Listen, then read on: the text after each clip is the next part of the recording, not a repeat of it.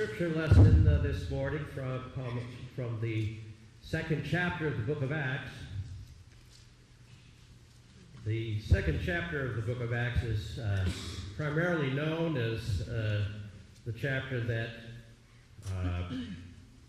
tells the story of the first Christian day of Pentecost. And we're going to talk a little bit about what happened right after that, a lesser known portion of that chapter that talks about the kind of life that the initial first group of Christians shared together, the ways that they tried to order their life together in light of Jesus' resurrection and also in light of Pentecost. So reading from the second chapter of Acts, verses 42 through 47. They, that is the early Christian community, they spent their time in learning from the apostles, taking part in the fellowship and sharing in the fellowship meals and the prayers. Many miracles and wonders were being done through the apostles, and everyone was filled with awe.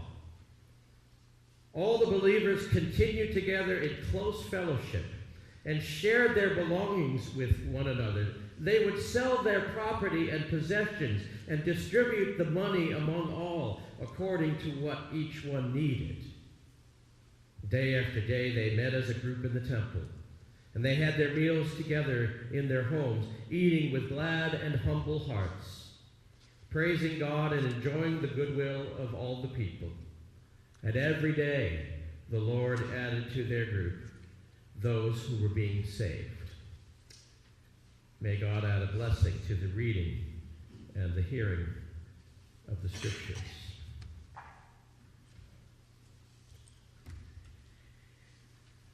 Well, good morning, First Church. First Church, United Methodist Church of Guilford, that's who we are, right? And never mind that there isn't a second United Methodist Church of Guilford. Don't think too much about that. For that matter, never mind that there are lots of First United Methodist churches in many other communities. It's hardly an original name. Don't give that too much thought, but just remember that we are First Church and proud of it, right? Amen? Amen. But let's not get too proud, because not only is First Church not a very original name, but it's far from being true. We are not anywhere close to being the first church. We just read about the first church of Jerusalem, right? Only they didn't call themselves that. They didn't seem to be worried about those sorts of things. They were the original church, the OC, you might say. And guess what, folks? There's a lot that we could learn from them. One of the things that we notice as we read that description of their early life together is that the OC, the First Church of Jerusalem is pretty different from our church. Now that's not necessarily all bad. Some of this is what happens over time, and different situations and different circumstances call for different responses, and new situations and new cultures call for different ways of following Jesus and then inviting others to do that. And so over time, yes, things change, and that's not a bad thing. But some of the things that make our church different from that original church are not necessarily good things. Some of the things that make our church different from that church are the result of less helpful changes that have accrued over time.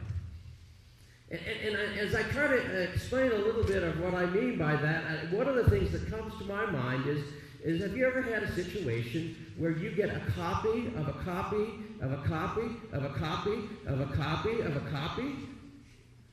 and you can hardly read it, and it's distorted, and each time you make a new copy of that, it gets a little bit dimmer and a little bit more difficult to read, and you kind of have to guess at what it reads.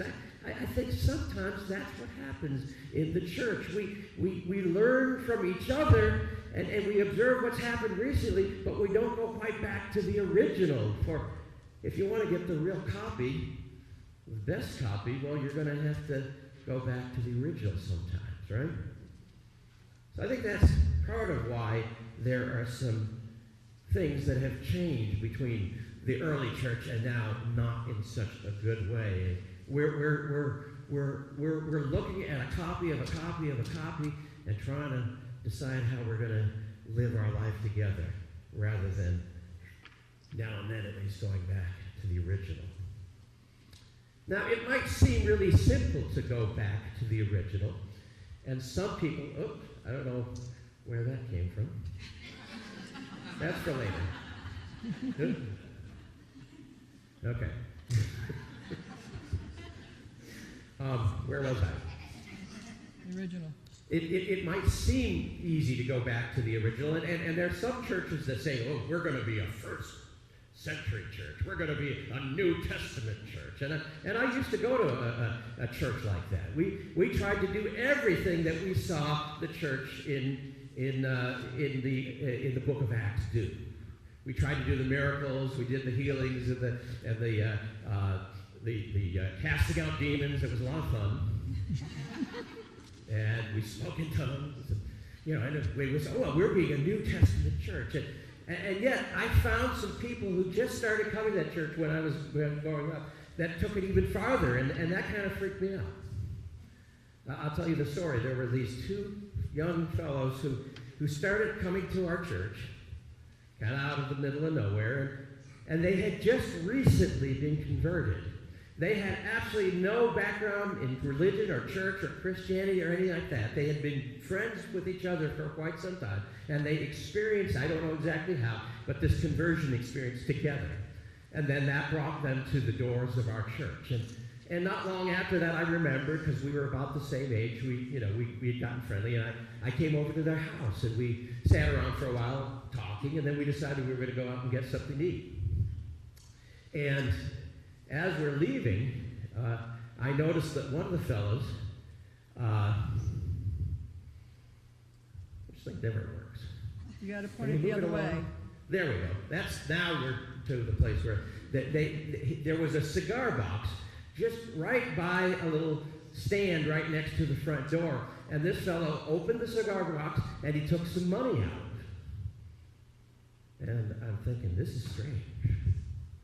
And so I asked him about it. He said, that's where we keep all of our money. When we get paid, my friend and I, we go and we cash our paychecks, and then we put all our money into that box, and then as we need it, we just take it out. Or if we have a bill or something like that. And he must have thought I had a confused look on my face, or maybe not a confused, but sort of, this is strange. He says, well, it's in the Bible. See, this was all new to them, and so whenever they saw something, they didn't know like what we know, that, you can just ignore it. Stuff you don't like. They said, they read the Bible because they'd never read it before and didn't know anything about it. They said, they read it in Acts 2, just the same passage that we were reading, that the early Christians shared everything. They didn't have any sense of personal property, and if there was somebody who had a need, they just made sure that it got taken care of. And so they said, well, of course, we're Christians now. That's what Christians do. And he looked at me and he says, well, don't you do that? See, we were in a church that prided ourselves in doing everything. Well, but even that was, for us, that was a little too far. It's interesting because if you look over Christian history, there's all sorts of groups that have tried to emulate the early first church way of doing things. And lots of communities that have decided that the way they were going to live together was to pool everything and distribute it out and no sense of private property and all of that. And the landscape is littered with those folks, or at least the skeletons of the folks that have tried to do that. And the really interesting thing is that scholars tell us that not long after this, the early church stopped doing exactly that. But they never stopped being radically generous. You see,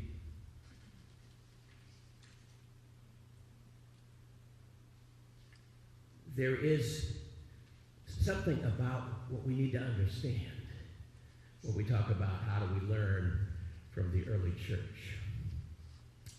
And that is that while there is a lot of stuff in there, I would characterize most of it as descriptive rather than proscriptive. Let me explain what I mean by that. In other words, it's by telling us certain facts about life in the early church, Luke, the author of Acts, was not trying to say that all later Christian churches should necessarily duplicate those exact practices. So there's our out. But it's not really. Because what seems to me has happened and what is at stake here is the possibility that our overly copied Xerox of how we live out our faith has somehow distorted or blotted out the fact that there is no way that we as individuals and communities of faith can follow Jesus without becoming more and more radically generous in how we live and how we share, especially with those in need. So it may not be particularly important whether we relinquish the idea of personal property or not. I'm not suggesting that we do that, but what we cannot relinquish is the characteristic of communities that are serious about following Jesus as communities of radical generosity that is in the same spirit as what motivated the early church. Now, where do you suppose that these first Christians in that first church got this idea that they should share with each other in such a radical way? Any ideas? Jesus, right? They watched Jesus. They watched how he shared of his gifts and his time and his energy. And then they watched how he ultimately gave the biggest gift, the most radical sharing kind of gift that you could ever see when he died upon the cross. And if there's one thing that you should understand, that we should understand, that is, if there's any way to show that God approved of the way that Jesus has lived his life, is that he brought Jesus back from life. I mean, that's pretty good, a pretty good stamp of approval. They understood that the resurrection confirmed that Jesus' way was the way to live. And they understood that one of the things that was most characteristic of Jesus, and therefore should be most characteristic of the community that gathered in his name, was radical generosity.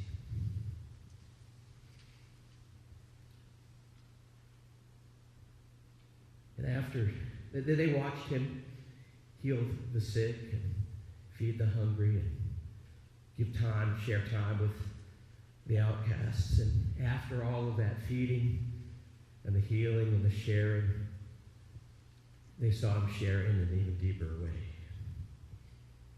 This is my body given for you. This is my blood shed for you.